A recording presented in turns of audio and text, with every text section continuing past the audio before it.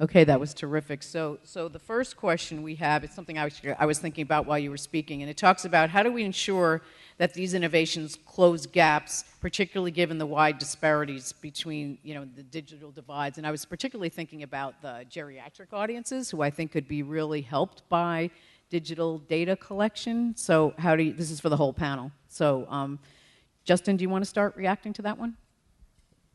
Sure. So we will have a geriatric-specific panel tomorrow morning that kind of digs into sort of one of the clinical applications. I would maybe bring up what John was saying, that the digital divide is shrinking, so that's good. I do think back to this idea that any technology which is, I think it's radical or transformational, has to reach every person. I think I'm botching it, but it's, the idea is if a technology doesn't reach everyone in the system, then it's neither radical nor transformational. And I come back to that because I think there is a jump to try to capture the simpler problems, the larger markets, the tools that maybe most people have. Whereas in psychiatry, we don't have the option of saying, sorry, you don't have a smartphone, we have to turn you away. So for me, that's partly why we're continuing to think about how do we build optimal systems, but the ones that would also recognize that, if someone's not willing to use a device or doesn't have one, there are still ways of capturing their data or bringing them into the system that are flexible and at the individual subject level, so that the digital divide will continue to shift. We may not be carrying smartphones at all in a few years.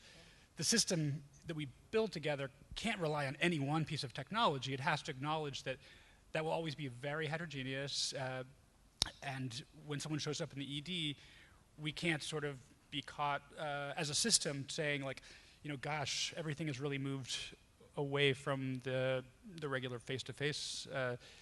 So I mean, that's sort of my approach to it, is if we take that individual subject, work with that person to find out what is the most efficient way of capturing what information we need from you and to build that relationship.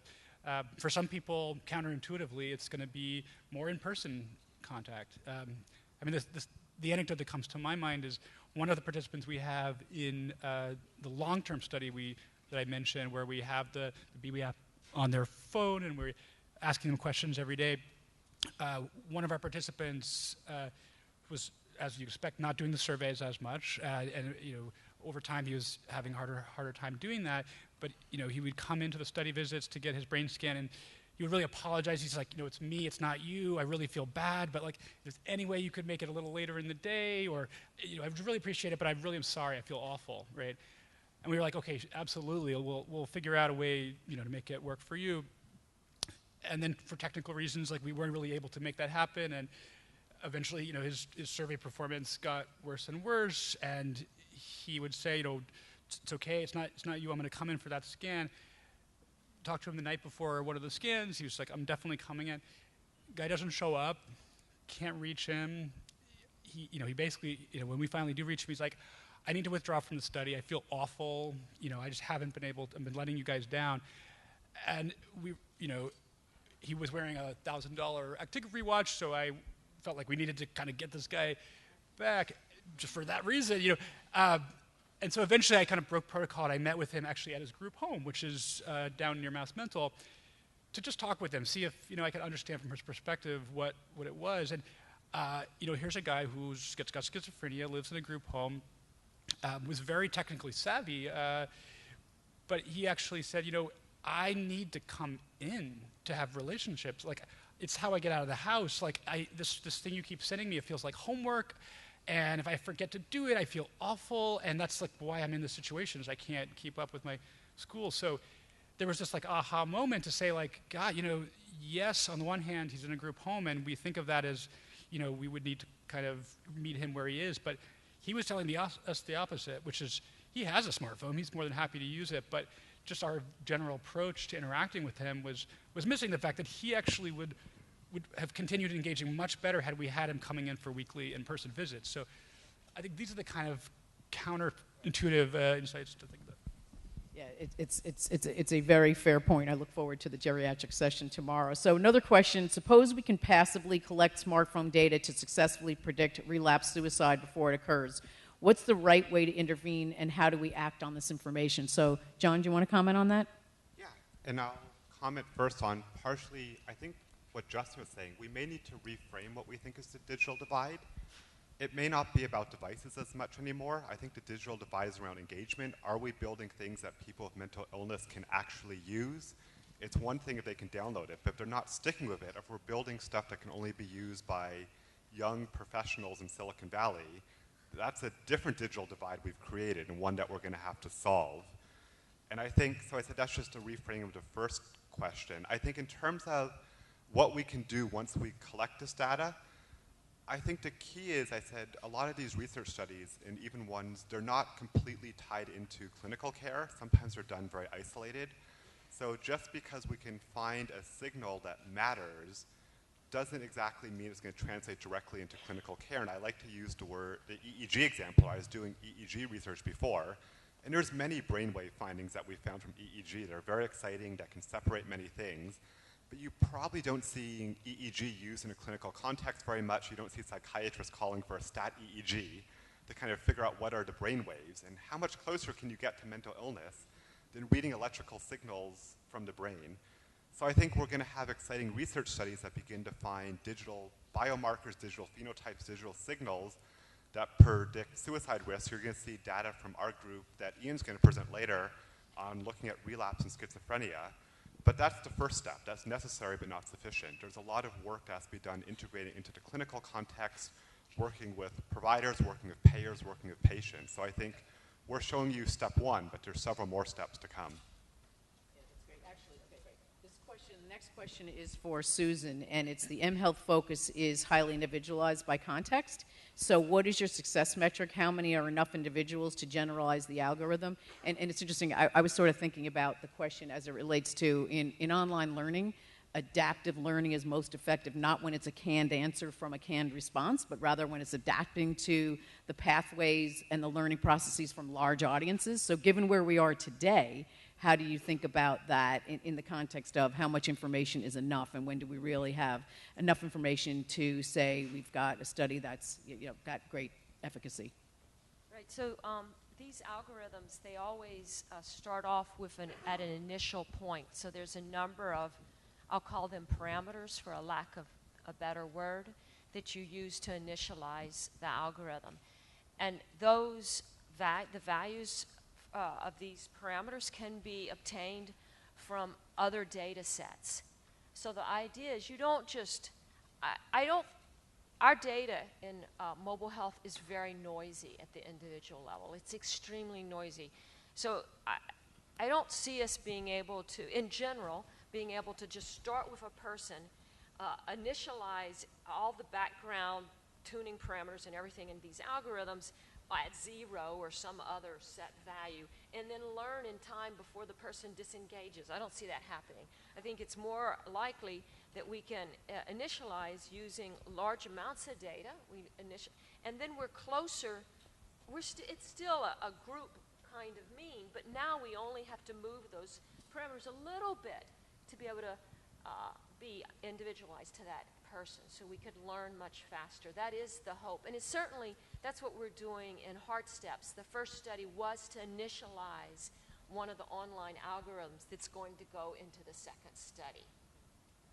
Okay, all right, that's great. So actually, this is another question that I was thinking about, and actually we'll open it up to the audience to come up to the mics as well after another question. So this one is, how can data science help us find outpatient clinicians after discharge that will continue with the right treatments? And I'm sort of curious about, after you spoke, Susan, what is the role of the clinician in general during treatment? So I would like to add to the question saying, during the data collection role of clinician, when you've got so much information being pushed, and then post sort of trial, how do you actually, once the person's been discharged, follow up, and what's the role of the clinician? So, John, you want to start with that? I'll start. I think there's certainly been some large venture-backed initiatives that kind of try to match the patient with the best clinician. And I think perhaps why some of them have trouble is there's not great data on who are the clinicians, what do they do, what are their practices. So psychology today has a database, but people put stuff up. You can pay enough money and figure out what drugs people prescribe. But at least when I was in computer science in undergraduate, we had a rule kind of garbage in, garbage out. And if you don't have great data on who are the clinicians, what they're doing, does it really matter if you build an algorithm trying to match them to data that's not right? So I think we certainly will eventually have better pairing of clinicians to physicians, but right now, we don't have a lot of information on what certain psychologists and psychologists really do, what makes the way I practice slightly different in how Justin practices. That's not out there anywhere, so how can you kind of mysteriously train an algorithm to do that? Well, just to sort of push back, I mean, so we all agree that mental health information is stigmatized, and that's part of the challenge here. It's not a necessarily technical challenge. If you assume that the system is going to iterate and that the people who are getting treated, but also people who are practitioners, I agree that there's complications when you're rating a physician if that you didn't like the treatment and maybe it was standard of care, but you just didn't like to get it. How you kind of weight that rating, that's maybe problematic, but and I don't think we necessarily have like a Yelp, for medicine, but it does also seem a little paternalistic to say that's not going to work until we've tried it, at least in certain maybe pilot situations. Trying as a group to figure out, if all stakeholders are represented, maybe we could get to a place where value is captured in kind of the space of many people being honest about what's going on. We just have to get new data. I said before, we have to have the right data to learn about it. I said we have to just say, physicians have to give up more information on how they're practicing. Insurance plans may have to give up more information on what people are billing for until we have better data to learn from, or the current data we have is not sufficient. But we have lower level versions of this already. For example, in addiction, there are apps where the user can go to the app and see where's the closest in time and place counseling sessions or AA, AAA meetings. So Alcoholic Anonymous meetings. So you can, so that's not directly to a physician per se, but the idea that you could know a user's insurance, and you could, if the user requested support, tell them which counseling avenues they could access that are closest in time and space.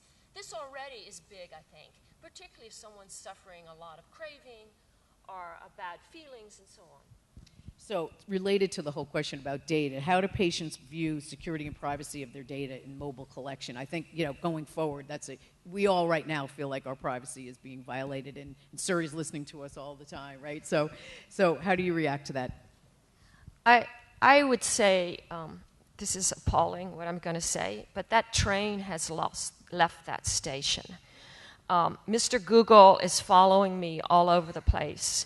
My credit card company knows exactly what I'm doing pretty much all the time because I use my credit card for almost all expenses.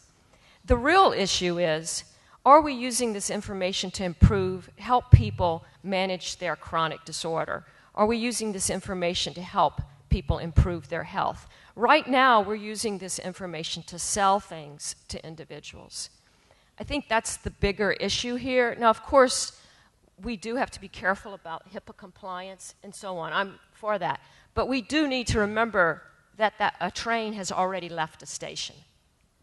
So I find this question incredibly interesting when we think about consumer choice and consumer-centric care. How does the APA evolution get to potential choosing of your own application? Is there a rating system? So right now, I said it's a work in progress. I said you kind of saw version 1. Anything that goes through the APA takes time in many iterations, as any of you who have worked with the APA may know. But I think you notice we don't tell people this is a good app to use, this is a bad app to use.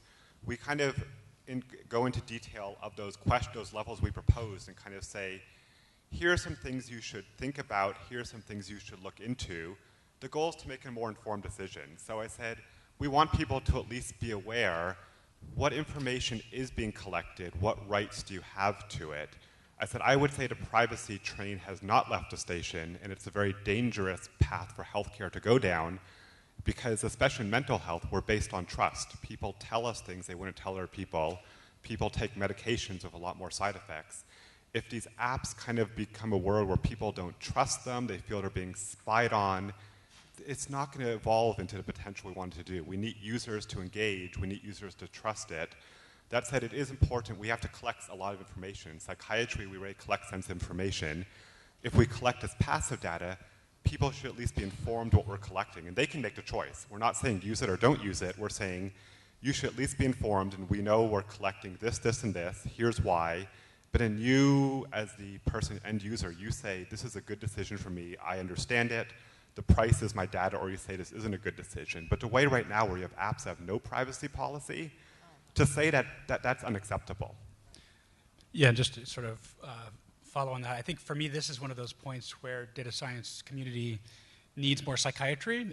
In other words, I think we as a society have sort of complacently gone along with the privacy erosion because we see value in that. But it's sort of been done in a way which is designed to minimize how much we're aware of that. And so, we all click through the privacy thing at the beginning of logging, joining an app or whatever. But, does it come back and ask you again, are you sure? Do you remember what I asked you before? We don't do that. And most of us, we didn't really want it, probably. But really, if you think about, as we extend these into the healthcare setting, there's a physicality to the way we currently do that. You're only really getting information from me when I'm in front of you, so I don't have to remind you that I'm taking information. I think there's got to be some way to bring the sense of normalcy of, people do need kind of more natural ways to have a sense of what they're sharing, but without it kind of completely paralyzing them to feel like, every day that they use their cell phone, they're paranoid. But yeah, one thing in the Sense to Stop app, we have a privacy setting. So at any time, you can press privacy and all the sensors stop collecting data on you. And in the Heart Steps app, at any time, there's a menu you can go to, and you can turn off all intervention delivery, all pushes, for 4, 8, 12 hours. So I do think we want to give power to the user, clearly. Yeah. So one question from the audience, and then I have a quick closing question for each panelist. So please. Yeah, real quickly. When Scott Rausch introduced this, he had that wonderful timeline showing what had happened in imaging, and you could provide a similar timeline maybe a few years earlier for genomics, and made the point that we're like at that very beginning in this field. The thing that's really propelled those other fields was not so much a change in technology, although that helped a lot, but the real uptick was the aggregation of data, getting better data resources. And since this is a data science panel, and a lot of, listening to what you're saying, a lot of what seems to be hanging us up now is just not having the data we need to be able to answer the questions everybody has.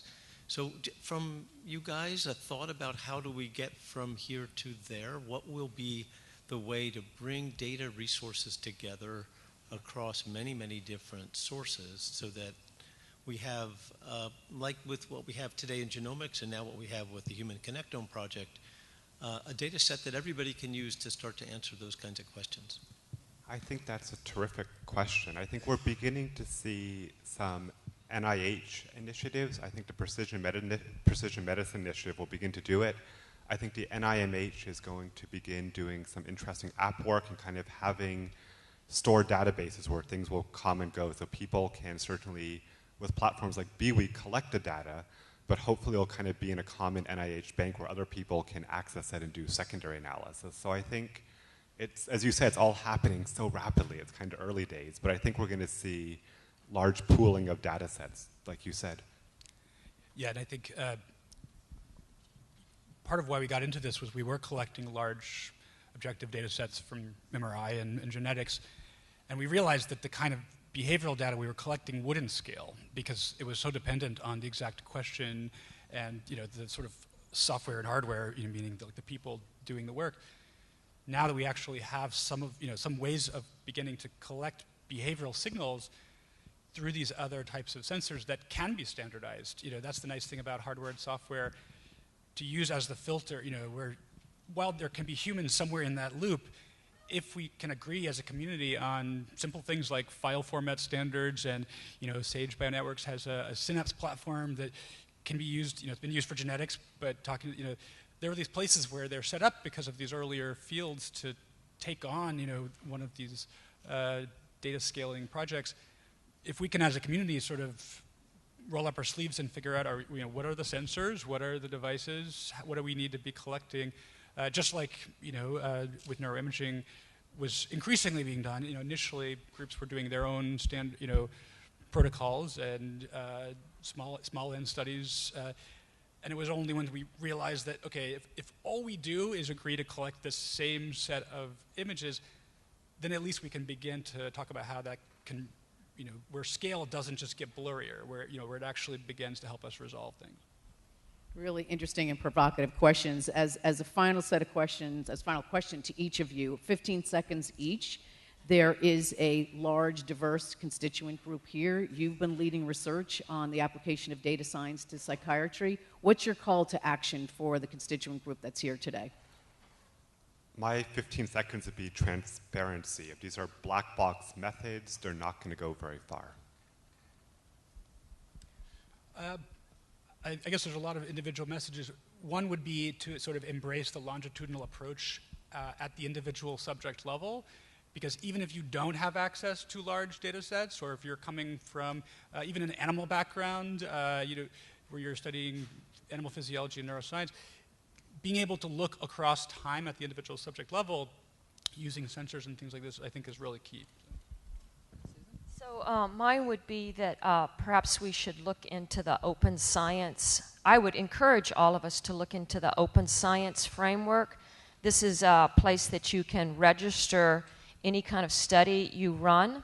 They want your code. They want you to operationalize all your tuning parameters before you look at the data. They want you to operationalize how you're going to analyze the data. I think that's one way for us to produce replicable results, at least for our initial primary analyses. So thank you all very much. On behalf of the panelists, those of you that would like to get involved in their data science efforts, please come forward, and thank you for participating.